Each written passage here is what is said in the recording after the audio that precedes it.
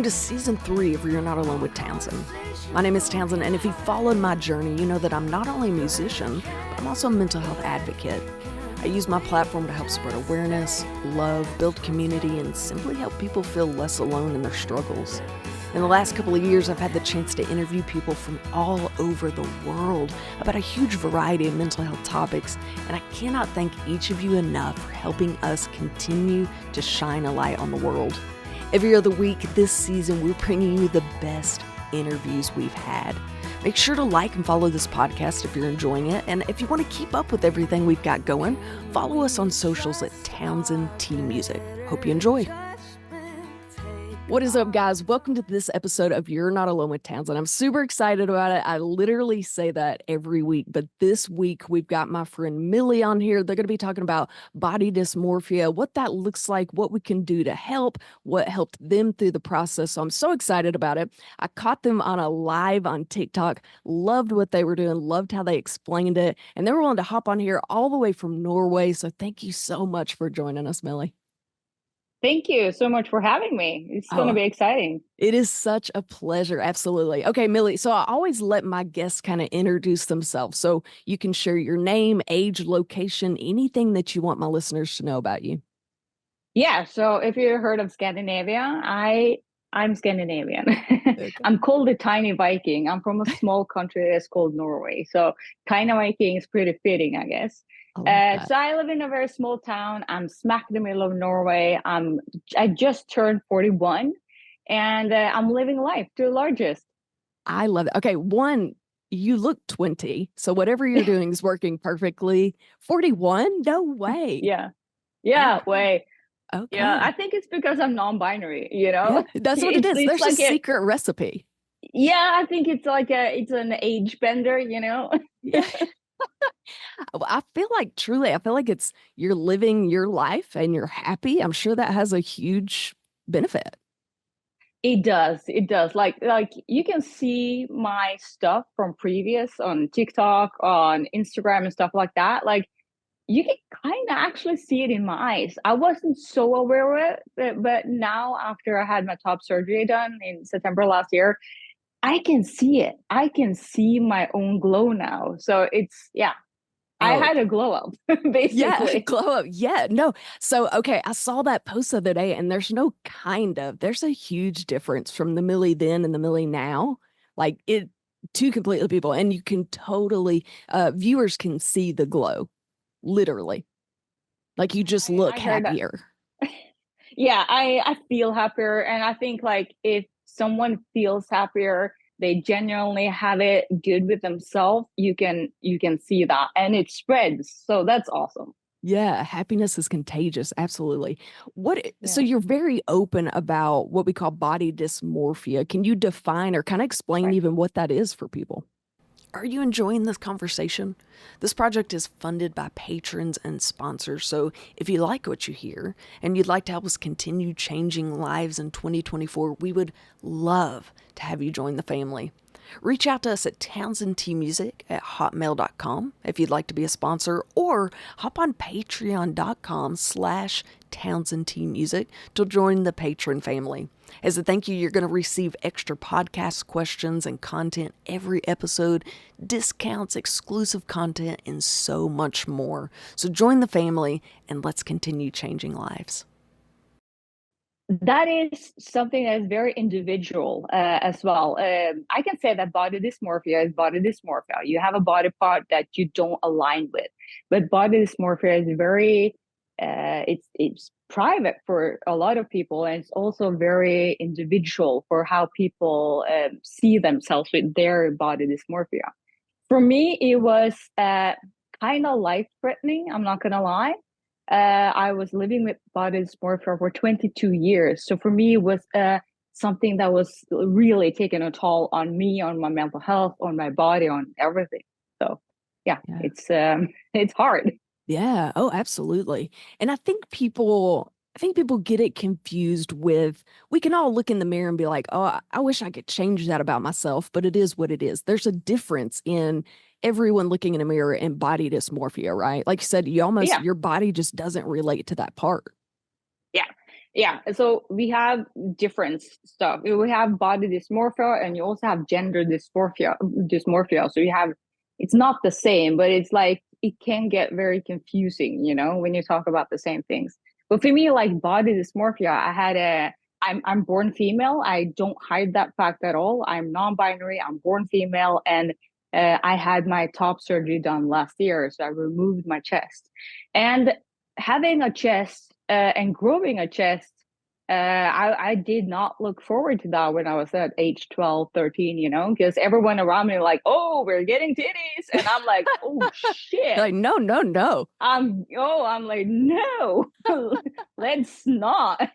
And so that was my first clue that, so that I wasn't excited at all. So I figured it out pretty early that that wasn't something I was looking forward to. It was hard for me to grasp what that would do for me. So when they actually just popped up over the summertime, I'm like, oh God, I need to deal with this now. And I tried to do the feminine thing and have the push-up bras and everything, but like, damn, it was hard. So it's been so weird because my body didn't fit in having boobies. They were cute and all, but they were not supposed to be on my body. So Yeah. I think that's a yeah, great way to explain it. And to be clear, like you were talking about, there's gender dysmorphia where you don't really feel like you relate to female or male. But to be clear, body dysmorphia can be anything. Like people can obsess about their nose or their eyes. And that's where people go in and have all this surgery and they still obsess over it a lot of times. That's how we got the TV show Botched, where people just go in, get the right. same body part worked on over and over and over and over. So there's Like a I fine love line. Barch. I Yeah. love Barch. Yeah. Like it's so weird watching Botched and thinking that they have body dysmorphia like I did. I didn't even realize that, dude, they have body dysmorphia. It's the same for them as it's been for me my entire life. Right. So I think it's very important to have those kind of shows, yes, it's for entertainment, but also like they never treat a patient that has severely body dysmorphia or deranged site on their bodies, and that's super important too. Yeah. But we can talk about that later. Well, yeah, absolutely. So Mm, when did you realized you were struggling with this like 20 something years ago? When did yeah. you decide that, you know what, I'm going to do something about it? Well, I didn't even know that it was possible to do something about it. So, as I said, I'm from a very tiny country. Yeah.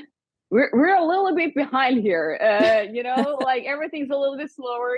Like you pick it up some from the States, some from Europe. But the funny part though, I didn't know that I can actually do something about it, and I was probably in my early 20s when I knew that, oh, you can actually do something about it. But I never heard of someone that's done it in Norway. I did some Googling, but I didn't really figure out anything back then. So okay, I put it on the shelf. I'm not going to think about it again.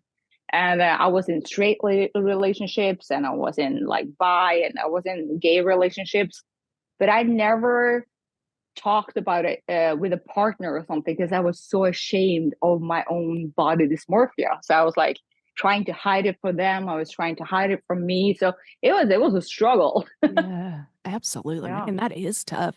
It definitely has a huge impact on mental health, which you said that it affected yours. Absolutely. How did Absolutely. struggling with mental health, what did that look like for you? So I published a book in 2019 about my mental health, Oh, and wow. that was so good publishing that book in general because I'm a huge fan of taking care of your mental health. But my mental health, it's been struggling for years. But adding body dysmorphia into, I have a OCD, a severely OCD. I've had that since I was 6 years old. And adding body dysmorphia onto that gave me like PTSD, a lot of more anxiety. I still struggle sometimes with a little bit of anxiety, but most of the parts I had really strong like anxiety attacks due to having body dysmorphia back in the days because I was going to be at something event or something and I had to wear that or wear that. I never felt that I fit in anything. So my body actually gave me anxiety from just looking as it did. Wow, goodness gracious. That's so Mm. sad that you have to Yeah, hide that. You know, you can't talk about it with other people. You can't really address it with yourself. I hate that. Were you yeah, able, yeah. did you ever seek out counseling? Yeah, but I did. Well, I'm a Taurus. I don't know if you believe in science and stuff, but I'm very much a Taurus. I'm stubborn, Yeah. and I'm like, I'm gonna do this, and Yep. I'm gonna do this alone. I'm gonna Yep. handle this situation alone. I've been through a lot of counseling, and I've been to a lot of beautiful psychologists up through my years, and I love that. I love that you can go and get help, and it's so important to do that as well. But I never actually mentioned my body dysmorphia. I was so ashamed, and that was something I thought I was gonna die with. So I didn't want anyone to actually know about it. So the first time I actually told my doctors, my primary doctor, and that was like in 2020, I think.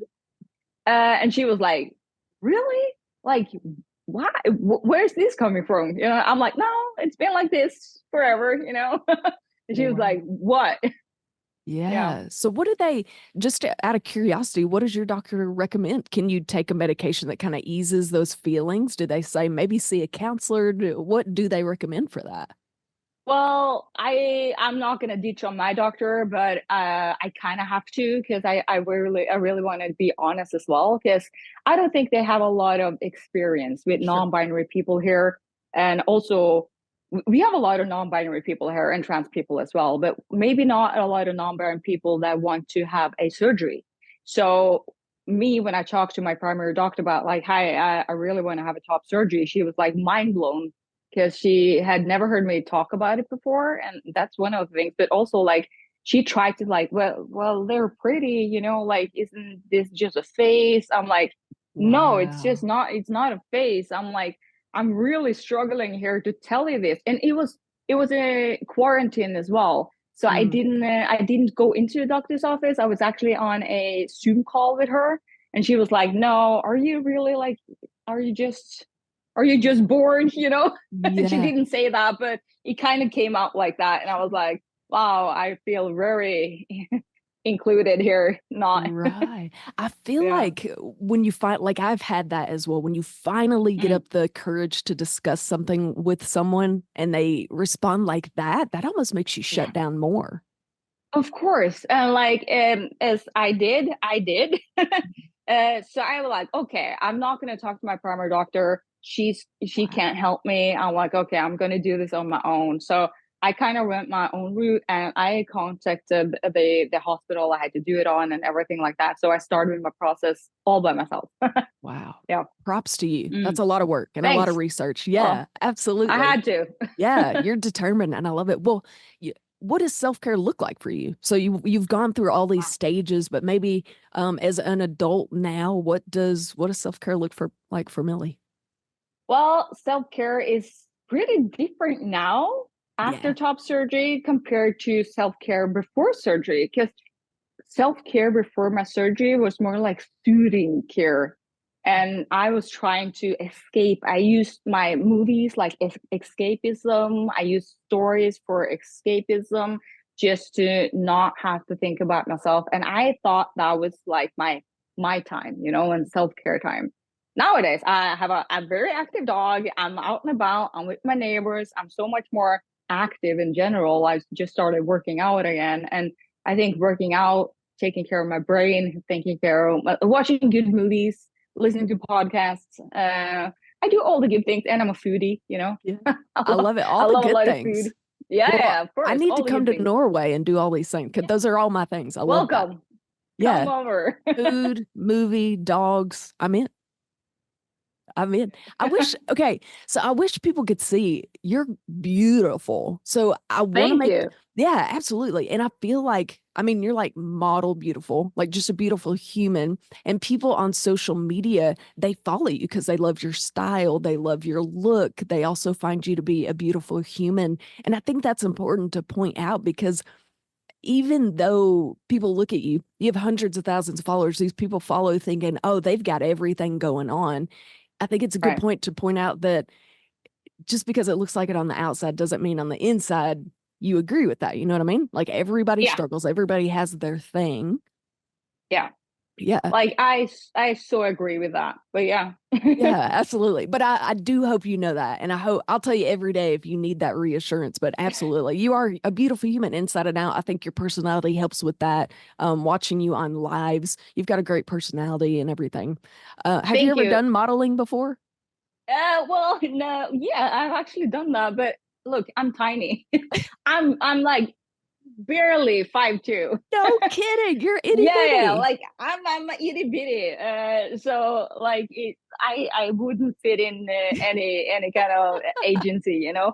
Yeah. But anyways, You're if like they a did like a pocket. tiny, yeah, like if they did like a tiny Viking shoot, I would totally Tiny do that. Vikings. Uh, I but love yeah, that. like also I just want to pop in and say like it's a reason why I go live on my TikTok as well, because people see me doing funny thirst traps, doing the fashion. I love fashion, by the way, and also like they see me being goofy online or maybe a little bit cocky online, you know, but that's so far from who I am. So I think it's so important to show like it's me you're seeing on social media, but it's also like me. I'm very down here. I want to talk to my followers. I want to know where you're from, what you're doing this weekend. So I that's the reason why I love social media. And as a Norwegian Scandinavian, like I have 3% Norwegian followers. The rest is international. So Wow. that's a huge reason why I love getting on, because like in a second, like we got Guatemala, we got like South of France, we got like America, Canada. It's insane. Amazing. And all these people are connecting with you. Like that's so cool. Right.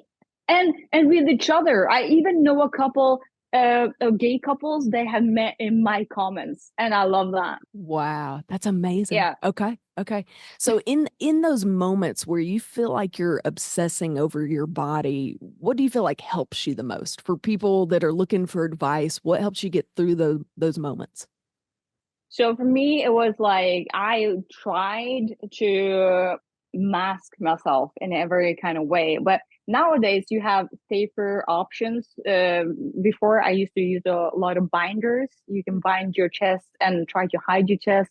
But in the like, yeah, I started using trans tape, and it's so much safer. It's like you can get burns and stuff from that too. But it's safer, and that was a way for me to feel comfortable enough to like relax one day, not have to think about the chest and stuff like that. But if you have other kinds of body dysmorphia, you might not be able to tape it off or something like that. But I think it's very important to read a good book, learn something new every day, and actually try to smile, even though it doesn't. It's such a cliche, but it does help. It does help. Like I'm preaching this because I'm preaching this in my book as well, because I feel like if you're positive and if you're projecting positive, it's gonna come back. You know? Yeah. I love that. Absolutely. What do you Yeah. wish people knew about body dysmorphia? So people listening, maybe they don't even struggle with it, they don't Yeah. understand. What do you wish they knew? I I think it's so individual, as I said. So a lot of people can have body dysmorphia and not really have to do something about it, but it will bug them the rest of their life, you know. But as for me, it was so I was like, I hope I get. I'm gonna say it. I was hoping to get breast cancer, so I had to remove my breast. You know, it Yeah. was that bad. Or like, okay, if I get breast cancer, the best scenario, I can remove my breast or I'm gonna die. It's like either way, I'm not gonna care, you know. So I think a lot of people with the top surgery or breast body dysmorphia feel that way. I heard a lot of people talking about that, and it's not putting a knife into cancer people with cancer or cancer survivors. I like, my God, like I can't even. I get so many comments like, "Hey, I had to remove my chest because of cancer." I'm like, "Oh my God, I'm so sorry to hear that. I hope you're fine." But it's a different thing, you know. Having body dysmorphia and having cancer are two different things. I'm not hating on anyone that's doing that, because I think a lot of people get very confused. Like, did you have cancer? Why did you remove your chest? I'm like, I did it because it was life saving for me. Yeah. Like I needed to live on. Yeah. So it's hard to explain for people in that are maybe a little bit ignorant too. Sure. to the world Well, around them as well. Yeah. I think even having that option to Mm, have chest surgery, like top surgery or bottom surgery, that's kind of a newer thing that we're hearing about. And so, yeah. again, that's why I do episodes like this is to spread awareness and to say, hey, this is something that was life saving. People will take their own lives because they didn't feel they fit their body. But if Yeah. they could have the option to do something about it, like you did, it makes them feel so Mm, much better and it makes them feel so much more accepted by themselves and by society. And yeah, people, it's not just, I want to change this, let me change it. I hope people realize this is more life threatening and more serious. yeah. It is. It's very serious. And like, of course, you need to be completely sure before you do Yeah, something like that as well. And right. like, it is life threatening because you use every single energy of your day thinking about that you hate your body. Like you're never satisfied with your body. Everything is like you can get the cutest floating and you can having the best meal of the day, but you put yourself in bed and like hating your body and don't want to wake up to the same body all the time. Yeah. So having, I feel so lucky, like, but I don't want to say lucky as well because I was really working hard to get here. But I am one of the lucky ones that is able to actually be having top surgery and living my fullest life at 41, Yeah, you know? absolutely. Now, was Yeah. that, I have a lot of followers ask, is something like that covered by insurance or did you have to pay out of pocket? So if I were transgender, which I am in the transgender umbrella since I'm non-binary, but I'm not transitioning. So if I were transitioning, the government will cover everything from the surgery and hormones and stuff you need to transition here in Norway. But since I'm non-binary, sadly, I'm not recognized yet. It's kind of hard. So I needed to go to a psychologist, my doctors, and I needed to go to a sexologist. I don't know what name it is. Yeah, you Yeah. need to go to different kind of doctors to prove that you're not crazy, to prove that it's something you want to do, and then get to a private hospital and put all your money in it. So now I'm broke again. So, But but happy. anyway, it's so yeah, I'm happy. So it doesn't matter. So Yeah. yeah, I had to pay for everything myself. I did go and make a GoFundMe. I saved up a little bit from that, and I thank every single human that sponsored me for that. And it did help a little bit, but it's super duper expensive, right? So Really. it was a huge chunk of my life, yeah, Yeah. in cash. Worth it though, right? So worth it, Yeah. like, dude, I'd rather eat like the rest of my life and be happy. That's it. Yeah. Absolutely. Millie, where have you felt like you found the most support through all of this? It's kind of weird, but TikTok is one of Yeah, the places, sure. because yes, I do get a lot of hate on TikTok because it happens. I Always, block and move on always. always. Yeah. But I've been on social media. I've been doing social media for such a long time, so I don't really feel attacked by that at all. I feel like a lot of people need more education. But Right. anyways, it's so lovely being on social media and a platform that actually celebrates you for you. And I hear it all the time, like, we can see you now. I see your glow and everything like that. And also, I use a server, Discord server. I don't know if you heard of that. Yeah. A little bit. Yeah. So yeah, a little bit. So we have some groups there that I talk to people, the trans mask and non-binary people. It's a people like my neighbors, my family, my friends. It's been so supportive. And like I just sprung on people, hey, I'm non-binary. I'm gonna just remove my titties. How do you feel about that? It doesn't matter because I'm So doing it anyway. like I'm gonna Was do it. your Like I'm old enough. was your Yeah. family pretty supportive? Were they able to say, Yeah. okay? Yeah, like my family still struggles by saying they them, because here in Norway it's not they them, it's the hen or hun or de. It's like different words. It's kind of hard to put it into words, but they are very like they kind of knew. Like I looked like a boy growing up. I'm not gonna lie. Like I had the shortest hair. I was always playing with the boys. I was cutting Barbie's hair from my sisters, like I was doing all the jazz, and everyone's like, "Are you sure you're not transgender though? You want to transition?" I'm like, "No, No. I'm very happy being in the middle. That's Yeah. like where I'm at." Yeah. But everyone's like, "Yeah, we get it." Like it wasn't a secret. No. Yeah. Well, they probably saw the glow up too.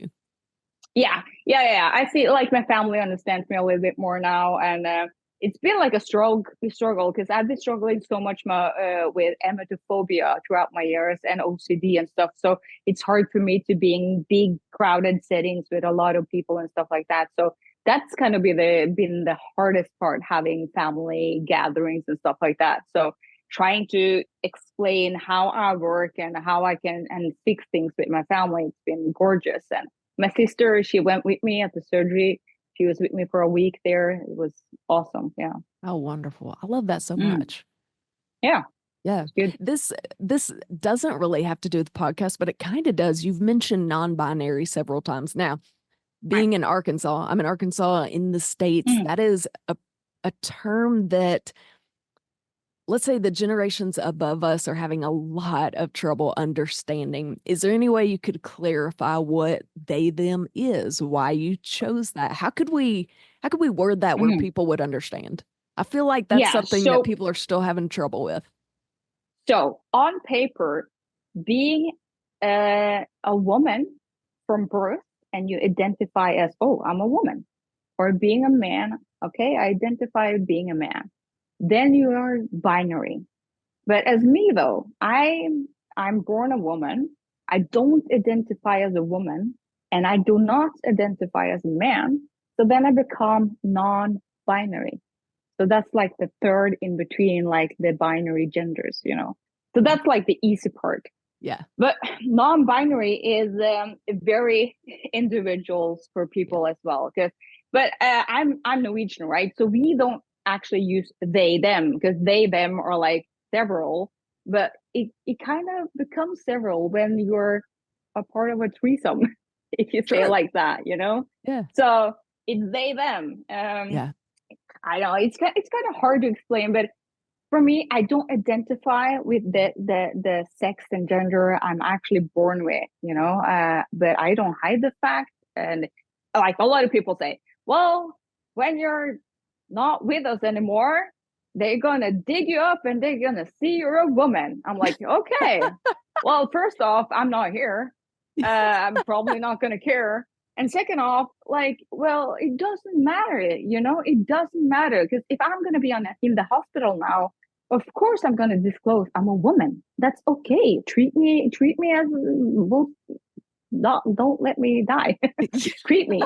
Like, don't let me die. We're not stupid people. We're just trying to fit in the society.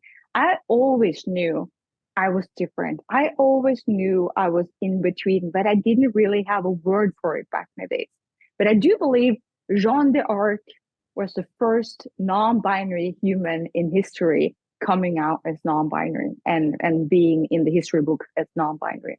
Wow. But yeah, so being non-binary and being transgender and also having gender dysphoria and stuff like that, it's been in the history for years. It's just not talked about enough because, you got religion, and I don't mind. I work in the Salvation Army as well. So like I understand that part of it, so it's hard to get it to be like, okay. Yeah, absolutely. But like, it's 2024. Like, it's okay. Like, we're like, let's just be happy. Yeah. Happy and merry and gay. I think that's a great way to describe it. They, them, one, it doesn't affect them. So it shouldn't matter anyway, the other person. Two, it's just maybe you don't relate to the female aspect. You don't relate to the male aspect. So you kind of fall right in the middle. But I love the fact that you admitted to, hey, when we go to the hospital, we say, hey, treat me as what I was born as, but refer to me as this. I think that makes sense. And also the history books, this stuff has been going on forever. But the terms and the ability to do anything about it is new. So I want people to know that too. This is not brand new and all kids these days. This is all things that have been going on. Yeah, I get this all the time, especially on social media. Like, I don't know what's happening to the world today. I'm like, this Yes. has been happening forever. Yeah. We're just talking about it now. But Somebody okay. told me that. Yeah. Somebody told me the other day, oh, every kid's gay now. And I'm like, well, maybe they always have been. I don't know. Maybe they were They back might then too. have been. Yeah. Yeah. Who knows? I love it. Mili, thank you so much for joining us and for being so vulnerable, so open. It means so much, truly. Thank you so much for having me. It was super fun. And, have a good day. Yeah, thank you. Hey, where can people find your book? You can find my book as an ebook nowadays because my TikTok followers, they actually bought up my hardback book. Amazing. So I'm out. Yeah. But my ebook is available on my link in my bios on Instagram and my TikTok. Yeah. Wonderful. That is too cool. I'm gonna have to check that out. I had no idea you had a book. Amazing. Yeah, cool. Amazing. Yeah. Okay, everybody listening, thank you so much for tuning in. You know how this works. Mili and I are going to keep chatting for my patrons only. We always do a few extra questions for them. Hop on there at patreon.com/Townsendtmusic. All of that goes towards supporting this podcast, so hop on there. If not, we will see you next time. If you'd like to hear the rest of this interview, visit patreon.com/Townsendtmusic. And don't forget, you can also watch the interviews on our YouTube channel at Townsendtmusic YouTube. If you're looking to buy or sell, I have the perfect realty company for you. Clark & Co. Realty is located in the Benton, Bryant, Arkansas area. And they understand that buying or selling a home is more than just a transaction. It's a life-changing experience. That's why their team of highly seasoned real estate professionals is dedicated to providing exceptional, personalized services for all their clients. They truly take great pride in the relationships they build, and they always work relentlessly on the client's behalf to help them achieve their perfect real estate goals. They always have the client in mind, and I can speak firsthand when I say how reliable, trustworthy, and quick they were. When I was looking to buy my first home, they were there with me every step of the way, answering every question I could think of. They showed me a great amount of knowledge and patience through the process. It's no wonder they've won so many awards for their outstanding services and their excellent relationships with clients. So if you're looking to buy or sell, there is no better option than Clark & Co. Realty.